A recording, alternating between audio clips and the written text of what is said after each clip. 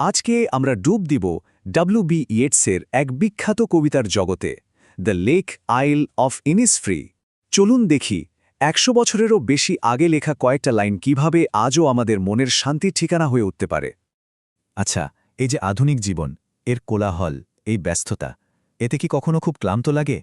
মনে হয় না যে সবকিছু থেকে দূরে কোথাও পালিয়ে যাই?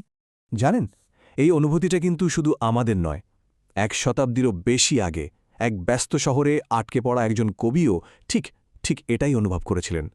আর তিনি তার কলমে এঁকেছিলেন পালানোর এক নিখুঁত রাস্তা। চলুন আজ আমরা সেই পথেই একটু হেঁটে আসি। তো শুরু করা যাক আমাদের প্রথম পর্ব দিয়ে, ধূসর ফুটপাতে বন্দি। আচ্ছা, সমস্যাটা ঠিক কোথায় ছিল যা এই কবিতার জন্ম দিল?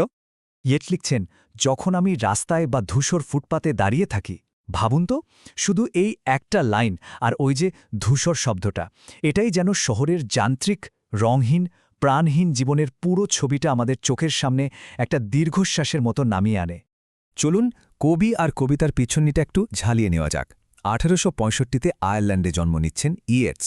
তারপর ১৮৮৮ সাল নাগাদ তিনি থাকছেন লন্ডনের মতো এক ভীষণ ব্যস্ত শহরে। আর ঠিক তখনই ওই শহরের কোলাহলের মধ্যে বসে তিনি লিখছেন এই অসাধারণ কবিতাটা, যেটা প্রথম ছাপা হয় ১৮৯০ সালে। আর এর অনেক পরে ১৯২৩ সালে তিনি সাহিত্যের নোবেল পুরস্কার পান। তো শহরের এই সমস্যা থেকে এবার আমরা যাব কবির কল্পনার সমাধানে, আমাদের দ্বিতীয় পর্ব, ইনিসফ্রির স্বপ্ন। কবিতাটা শুরুই হচ্ছে কি দিয়ে দেখুন, এক ভীষণ দৃঢ় সংকল্প দিয়ে, আমি এখনই উঠব এবং যাব ইনিসফ্রিতে। এই লাইনটা কিন্তু শুধু কোথাও বেড়াতে যাওয়ার কথা বলছে না, এটা যেন আত্মার মুক্তির এক আকস্মিক জোরালো চিৎকার। এখন প্রশ্ন হল, এই ইনিসফ্রিটা আসলে কি? এটা কি শুধু একটা জায়গা? হ্যাঁ, আয়ারল্যান্ডের স্লিগোতে এটা একটা বাস্তব জনবসতিহীন দ্বীপ। কিন্তু কবির কাছে এর মানেটা আরও অনেক গভীর। এটা হয়ে উঠেছে শান্তি, আত্মিক স্বাধীনতা আর প্রকৃতির সঙ্গে একাত্ম হওয়ার এক দারুণ শক্তিশালী প্রতীক। আমাদের তৃতীয় পর্বে আমরা দেখব কিভাবে ইয়েটস খুব সাধারণ সাদামাটা কিছু জিনিস দিয়ে তার স্বপ্নের শান্তির জগৎটা গড়ে তুলছেন। এই পর্বের নাম শান্তির ভুবন গড়া। তার স্বপ্নের প্রথম জিনিসটা কি? এবং সেখানে একটি ছোট কুঁড়ে ঘর বানাবো, কাদামাটি আর বাঁশের বেড়া দিয়ে তৈরি। খেয়াল করুন, কোনো ইট সিমেন্টের প্রাসাদ নয়, একদম সাদামাটা, মাটির কাছাকাছি একটা আশ্রয়। এই কাদামাটি আর বাঁশের ঘরটা আসলে কিসের প্রতীক? এটা হলো আধুনিক জীবনের সব জটিলতা থেকে পালানোর একটা ইচ্ছে, প্রকৃতির কাছাকাছি থেকে একটা খুব সাধারণ সরল জীবন কাটানোর গভীর আকাঙ্ক্ষা। এরপর তিনি কি যোগ করছেন? জীবন ধারণের জন্য খুব সাধারণ দুটো জিনিস। সেখানে আমার থাকবে ৯টি শিমের শাড়ি আর মৌমাছির জন্য একটি চাক। এই যে শিমের শাড়ি আর মৌচাক, এগুলো আসলে স্বনির্ভরতার প্রতীক। মানে কবি প্রকৃতির সঙ্গে মিলেমিশে নিজের প্রয়োজন নিজেই মিটিয়ে একটা শান্ত জীবন কাটাতে চান। আর ওই যে বললেন ৯টি শাড়ি, এটাও কিন্তু খুব ইন্টারেস্টিং। আইরিশ লোককথায় ৯ একটা ম্যাজিক্যাল সংখ্যা, যা পরিপূর্ণতার কথা বলে। তার মানে এটা শুধু পেট ভরানোর ব্যাপার না, এটা আত্মার পরিপূর্ণতারও একটা ইশারা। কিন্তু এই সব কিছুর আসল উদ্দেশ্যটা কি? কবি নিজেই উত্তরটা দিচ্ছেন। আর সেখানে আমি কিছুটা শান্তি পাব। আর তারপর আসছে সেই অসাধারণ লাইনটা, কারণ শান্তি নেমে আসে খুব ধীরে। ইনিসফ্রির শান্তি কিন্তু শহরের মতো হঠাৎ করে পাওয়া যায় না। এটা কোনো হইচইয়ের ব্যাপার না। এটা অনেকটা ভোরের নরম কুয়াশার মতো, যা খুব ধীরে ধীরে, প্রায় না জানিয়েই আমাদের আত্মার গভীরে থিতু হয়। এটা একটা ধ্যানমগ্ন অভিজ্ঞতা, তাই না?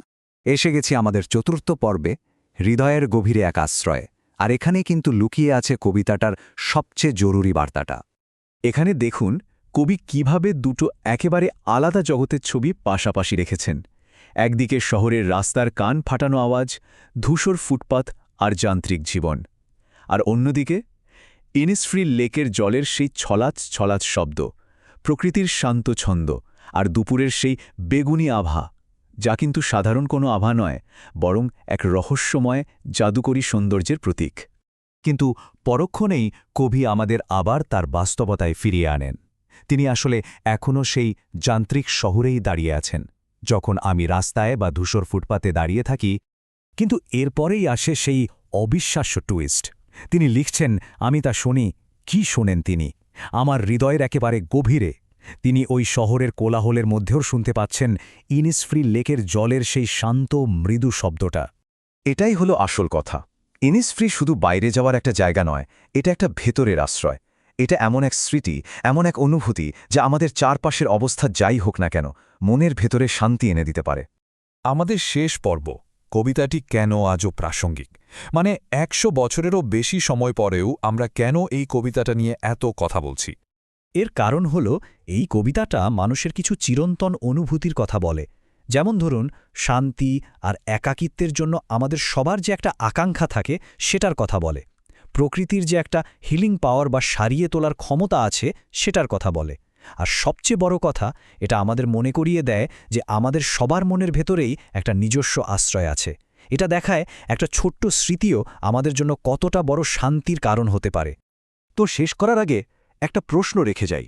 এই যান্ত্রিক জীবনে মানসিক শান্তির জন্য আমাদের প্রত্যেকের ভেতরের সেই ইনিসফ্রিটা কোথায়?